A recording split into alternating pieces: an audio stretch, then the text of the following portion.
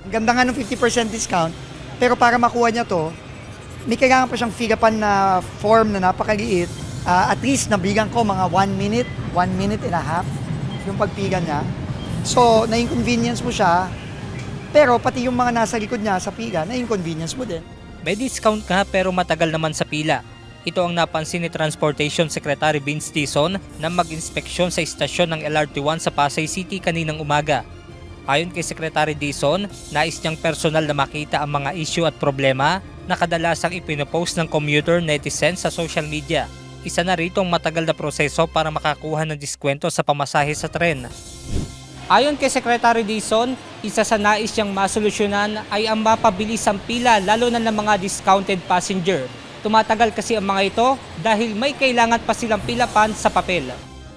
Isang estudyante na si Cassie Marie McDonald sa araw-araw na sumasakay sa LRT1 mula Pasay City hanggang sa Abad Santos sa Maynila. Kwento niya, may mga pagkakataon na nalilate siya sa pasok sa eskwelahan dahil sa mahabang pila sa istasyon ng tren. Kung kaya't may pagkakataon na hindi na lang siya nag-a-avail ng discount. Dahil po rush na rin po. Minsan po umaabot po ng 15 minutes yung pila kahit maaga po. Siguro po mag-base na lang po sa school IDs. Kasi po yung sign up yung sa maliliit na papel po, mahirap po yun. Tapos yung paulit-ulit po na pagsasign, nakakapagod po. Kaya po yung school ID mas madali lang po i-identify para mas mabilis po yung pila. Ayon sa kalihim, nais niya makipag-usap sa Commission on Audit para sa iba pang maaaring paraan para sa pagbibigay ng discount sa mga estudyante, senior citizen at persons with disability o PWD. No, alam ko COA problem yan, no? COA yan. Kasi minsan yung nananawagan din ako sa COA natin, si Chairman Ger naman, very progressive yan. No? Tingin ko naman makakahanap kami ng paraan para naman masisigurado na walang nandadaya, walang nangloloko, pero at the same time, hindi naman yung ganun na mano-mano pa rin, no, na iniisa-isa. Isa din sa makapagpapabilis sana sa pila sa mga istasyon ng tren ay ang beep card. Kaya naman ngayong araw din ay nakipagpulong si Secretary Dizon sa kumpanyang nangangasiwa ng beep cards upang maaksyonan ng issue ng kakulangan nito. Mahigpit din ang tagubili ng kalihim para i-monitor ang beep card holders. Mag-supply sila, siguro doon nga meron. Tapos, ang kailangan natin gawin dito, kasi may sindikatong bumibili ng maraming beep card sa mga vending machine. Tapos, binibenta online ng 300. Yon, kailangan i-crackdown natin.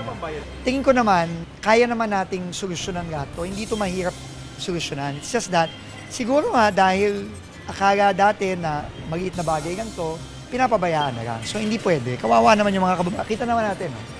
Nakakaawa yung pila, no?